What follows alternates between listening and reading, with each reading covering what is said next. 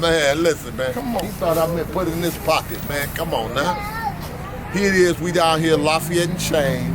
This is Martin Luther King Apartments. We down here giving them some blessings today. We had to pull up on them. We giving them some nutritious produce so they could have something to help them throughout the week or however, whichever way they go on, however they need it. We here, that's what we do. We help in the uplifting of fallen humanity, and we have served already probably about 75 to 80 people. That we just pull up. We ain't gotta announce. We ain't gotta send out no flyer. All we gotta do is just pull up.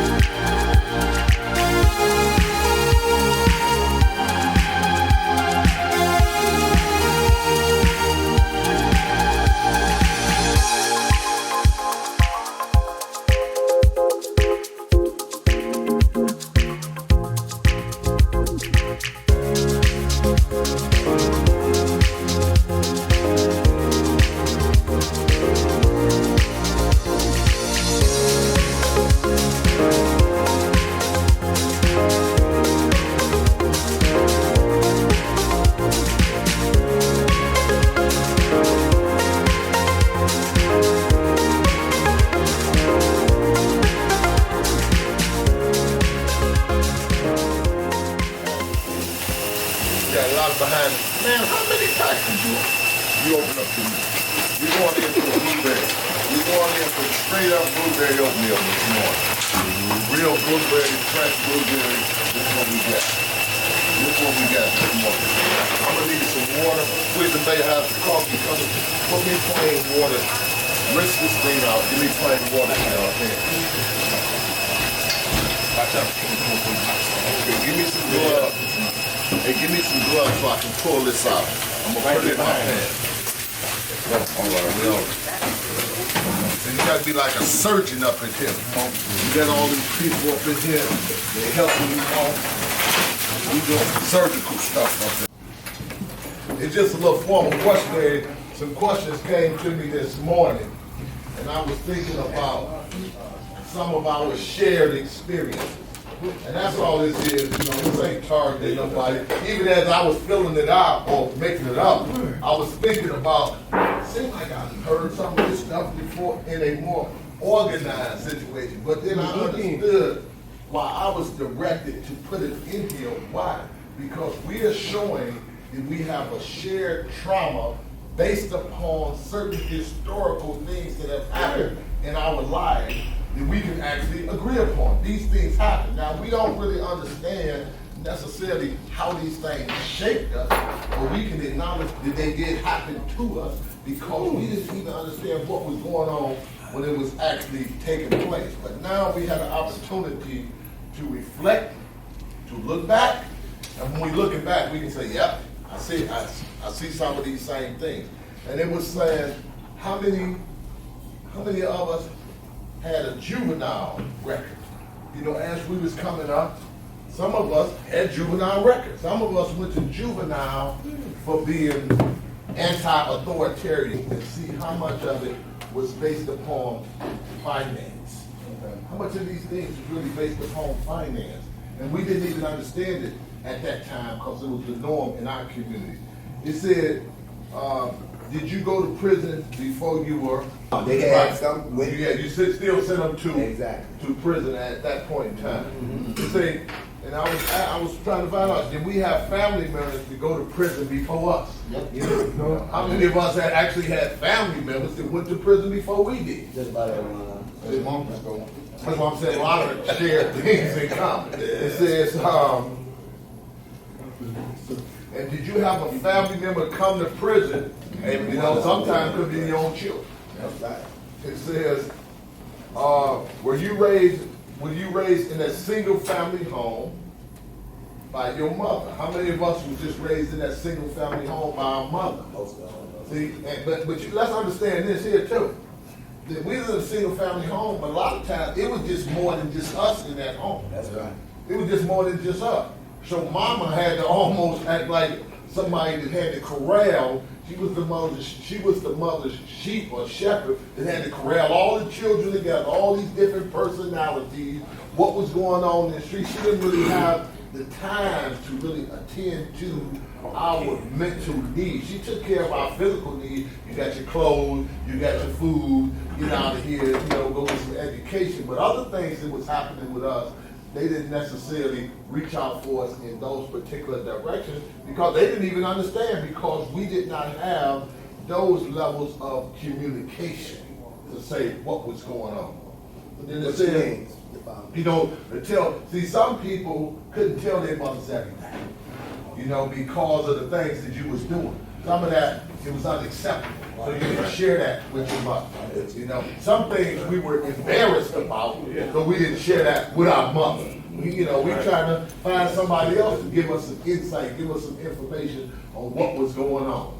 So it's things like that. It says, so were you raised by your grandmother or grandparents? Because some people, they had a mother like, hey, somebody's been going on at home, and they had to send you out to your grandparents, so where they could, you know, aid the system in that process. And sometimes it used to be grandparents as opposed to the grandmother, because as you go back further and further, marriage were of a longer lasting time or period of time, you know. So you go and you had to go to your grandparents' house. They were kind of the disciplinarians to some degree. They kind of helped try to keep you in better order. And sometimes it worked because they could give you some one-on-one care as opposed to you being at home and your mother got, you know, other siblings running around and she has to divide her time like that. So these are things that actually were going on. It says, were you raised in foster care? We had people that were raised in foster care systems. You know, some people, they was taken from the parents. They was taken from the parents and put in foster care situations, you know. And I know that was very traumatic, you know. You had to be moved into a situation like that. It says, did you have a job before you went to prison? I mean, people actually had a job before they went to prison. Oh, you had a job. McDonald's. I went to prison. See, so we had a lot of people ain't even had a job because we went so young. Right. No job. You didn't even have no responsibility. Yeah, summer job. 14, you got, I think they was giving out $3 or $7 or something an hour. Yeah, but you was glad to get that summer job. That was the only job.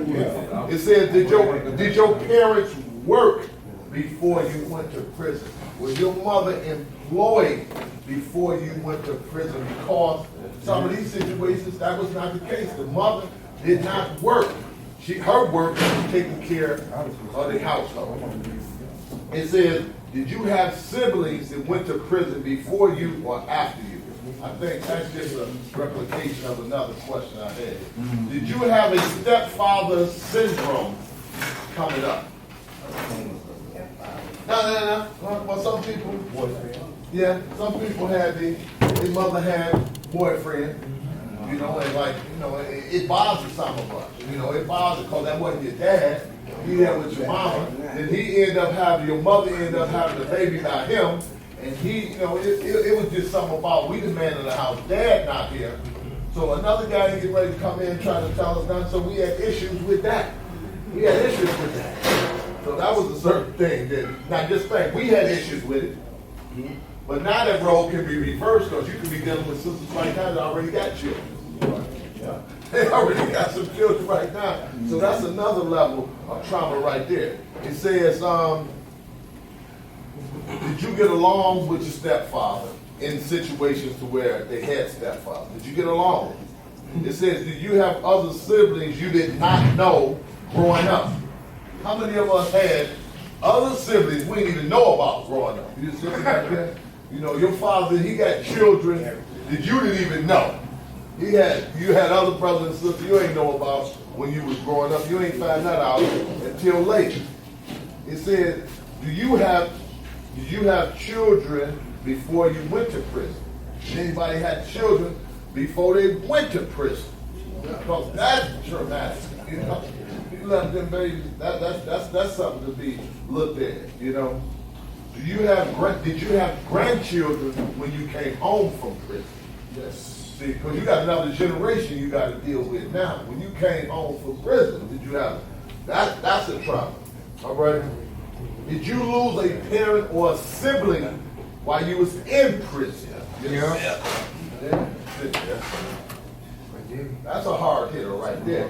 It says, did you drop out of school before going to prison? Yeah. I did. Yeah. Did you drop out of school before you going to prison? Yeah. You didn't finish no school. Why? It's too busy. And did you get a GED or other education while in prison? Yep. Exactly. It says, were you innocent of the crimes you were convicted for? Everybody innocent. I got my GED. Did you get a visit? Did you get a visit while you was in prison? Did you get a visit while you was in prison? Because some people, how many people didn't get a visit while they was in prison? Some people did a bit and they didn't get a visit from the home front. No visit. That's it, yeah. You see it happened. We knew that. All right, it said, and it was asked, did you get a visit from a family member? How many people got married while they was in prison? Anybody get married? Oh, you got married when you was in prison. Some people got married. Man, you can get everything in here.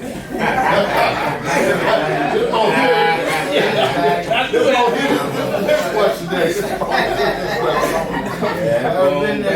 All right. Did you come home to nothing and had to start a new life? You had to come home nothing. Oh, he didn't have to do that. That's one thing. Oh, you did everything in prison. Hey. Did you or others have finance? Oh, it should have been, do you think others should have financed you while you were in prison? No.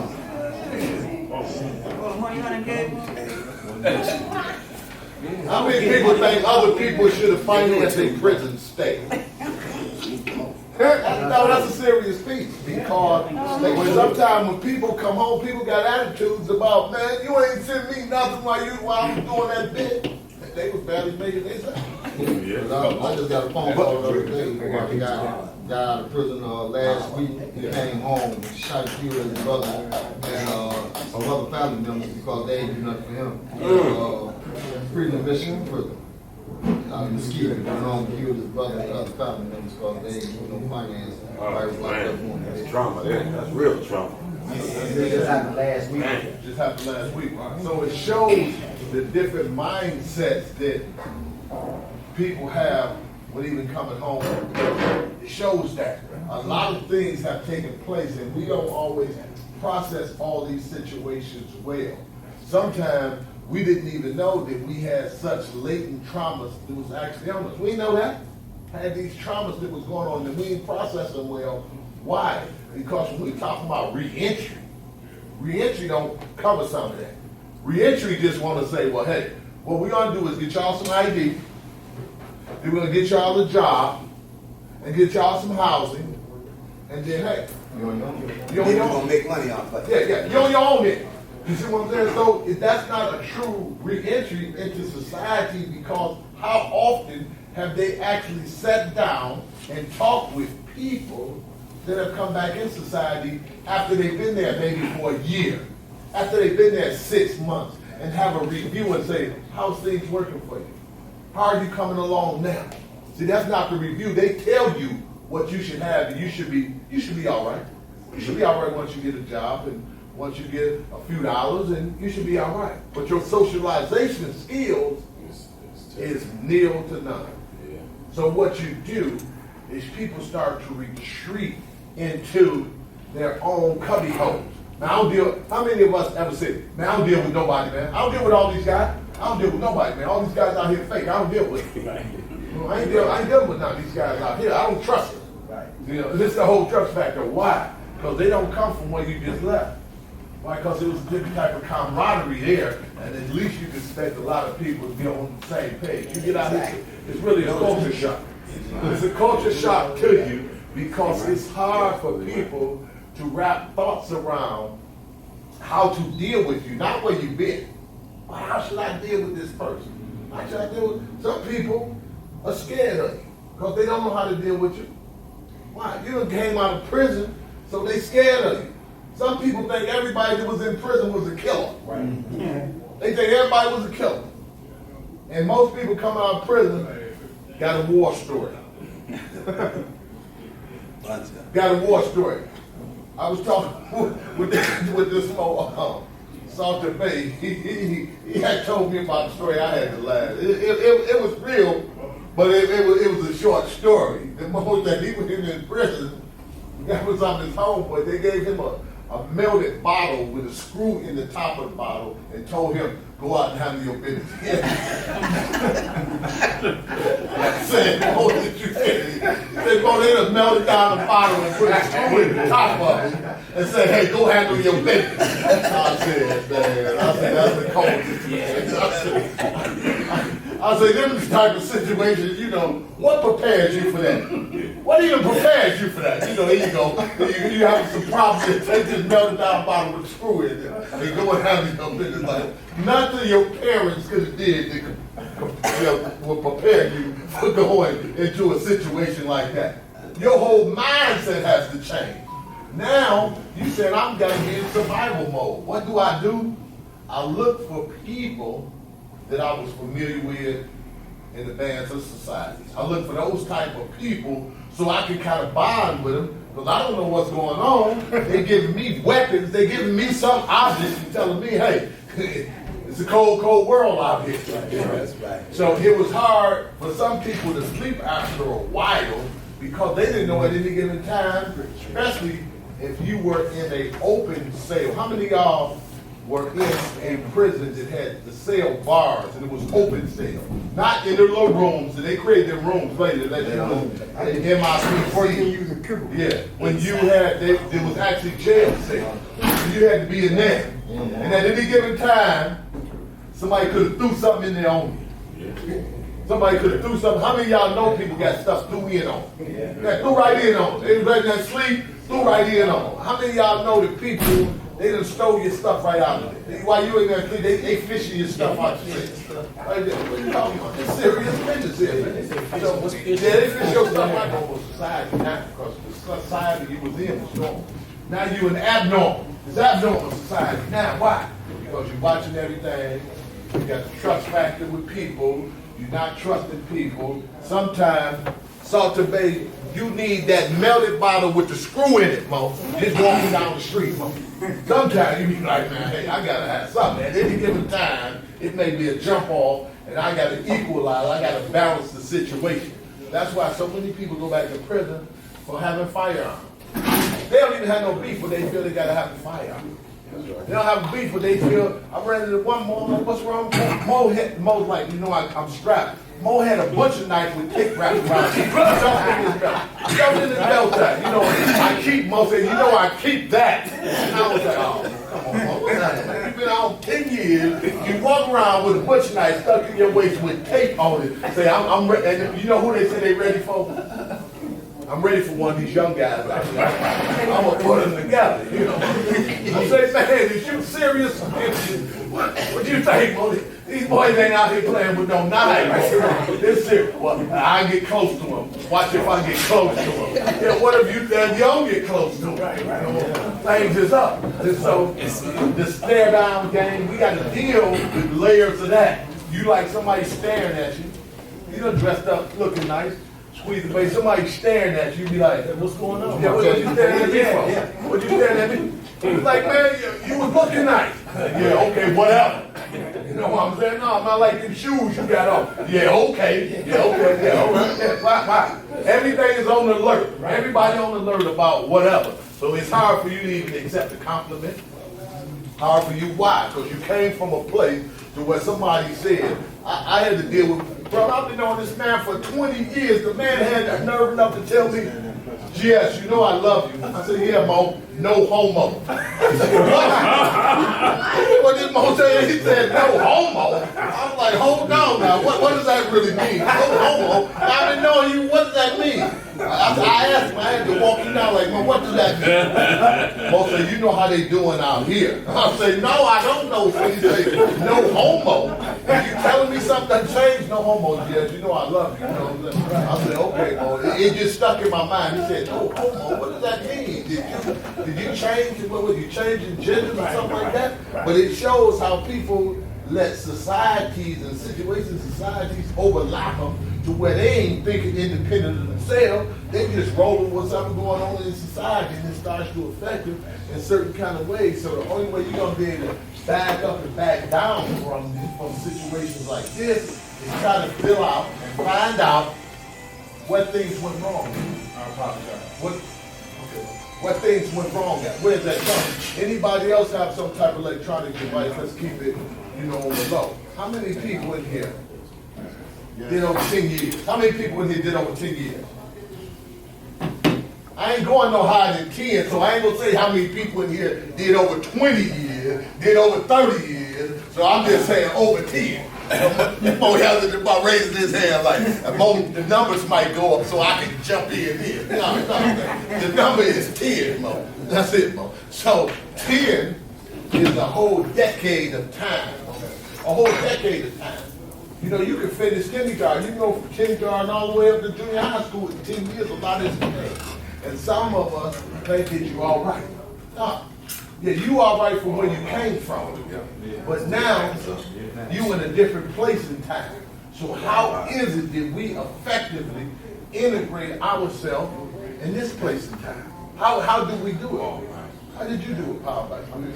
How did you do it? Or how are you still working on it? It's fine. I'm still working on it, but it's a process. Fortunately, how long you been home? This time, 3 years. 3 years? Yeah. This time? Yeah, because I had did like from 87 to 2007. I was home for 4 years, and I did 7 in the feds. So the process is. How much time is that all together, my man? About 27 years. About 20 years. You was in institutional setting off and on for 27 years. Yes, unfortunately. Yeah, unfortunately. But it could have been fortunate because Allah could have saved your life. See, that's part of the process too. Yes, sometimes on the course that some people was moving, self-destruction. Islam, I get all that. Yeah. See? So you saying that is the process, but do you know where to start the process at? Do you know whether you actually come in and start to analyze, what makes you feel uncomfortable? You've been in some situations that make you feel uncomfortable. What's your trigger that makes you feel uncomfortable? Somebody else kind of analyzed me or critique me, and I'm open to it. I got tough skin. I ain't got no problem being told right or wrong or criticized about that, but for the most part, that triggers me. That's it. And then what you want to do at the end of that trigger? What's that? Get them up out my face. How's that? I mean, now I deal with it differently. What I want to do. I want to peel the cap, man. Get out my face. Get out my face. Get out my face. So I can't do it like that no more. You feel me? But it's real irritating. Having a first lady, somebody that always got something to say. It's beautiful. It's the love of the home. Is hey man, chill out. Damn. I drive the way I drive. I walk the way I walk. Chill out. Hold on, Mo. Stop.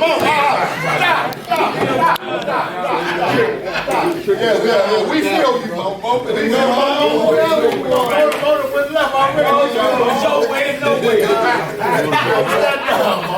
Smoke getting ready to go off like we did. Like, yeah. Right down. Yeah, just stand down a little bit, bro. You did. It's all gone. Well, what about you, Mo? Oh, that's trouble. I'm gonna tell you get all together, Mo. Remember, we was on the aisle with this one here. Well, you did 30. Yeah, so now you making that readjustment. How is that for you? It's good. The adjustment is easy because, you know, I grabbed hold to the proper hour. Praise Allah. Praise Allah. So it takes an easy adjustment. Yeah. Well, how many times you do altogether?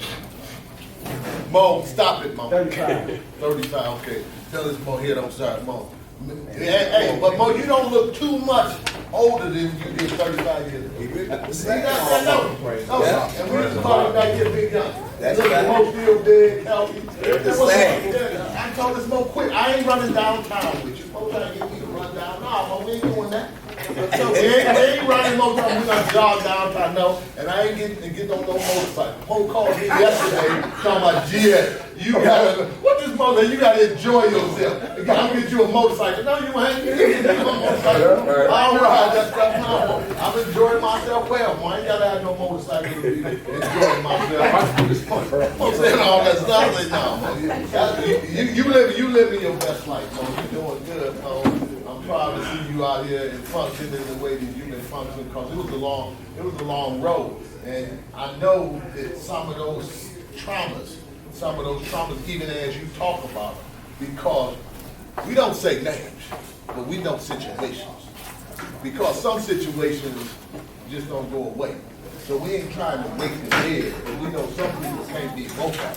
So it was situations that changed people's lives in an instant. Just in an instant, you know, an argument, somebody said something that what they wasn't supposed to say that could lead to somebody getting in deep trouble and even losing their life.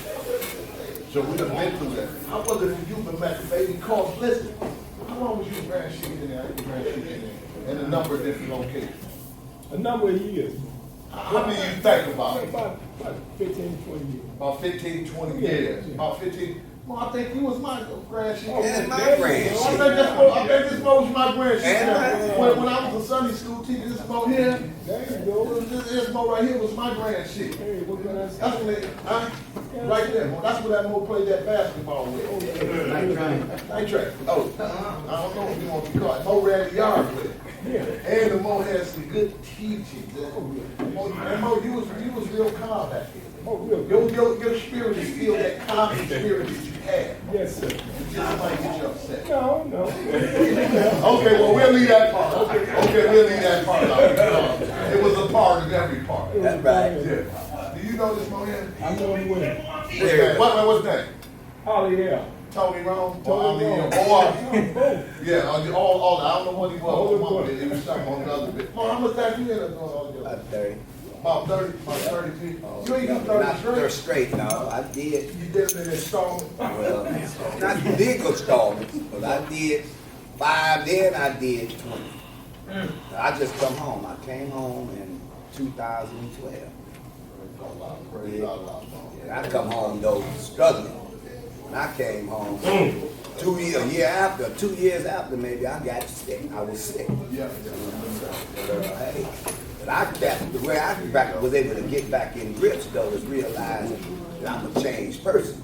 And then coming out here, not just trying to change everybody else's rules, just trying to fit in first. So I can learn with my position. I think I know. But I'm supposed to be, I'm out here to make a change. You understand? And I believe I'm special in a point, in a position, yeah. See, because a lot of them watched over me so much to make me feel I'm special. You are special. You understand, right? So now I got a plan for our youngsters out here, and I believe I can help our communities get better as well. So let me tell you how I know this most about. A few years ago, when did you get your letter? I just got my little about a year and a half, 2 years ago now. 2000. For us to know the Mo had that little time. You know, they wasn't expecting the Mo to even make it through the pandemic, you know. And the Mo made it through the pandemic. The Mo was dancing all the way. You know, Mo was in the hospital on the Thursday, by the Saturday, the Mo out in some club dancing. You know, bad liver and all, the Mo was there. You know, so that in and of itself was an inspiration to a lot of people. He was very inspirational. That now you know your place. That's right. And you know that talk we did the other day. That's right. Oh, And here is the man. Well, how much time did you end up doing all of that? For 26. On the last, how much time? 13. And you did 13 on the first one? They did the minimum plus. I was one of those kind of brothers that studied the law and had legal material, was helping individuals, right grievances, all that. So, you know, they tend to stretch my stint a little bit longer than others. Oh, so you did 26 all together. Where did you go? This one here, 2000. No, the first. The first one in 81. 81, 82. Till 90, 92.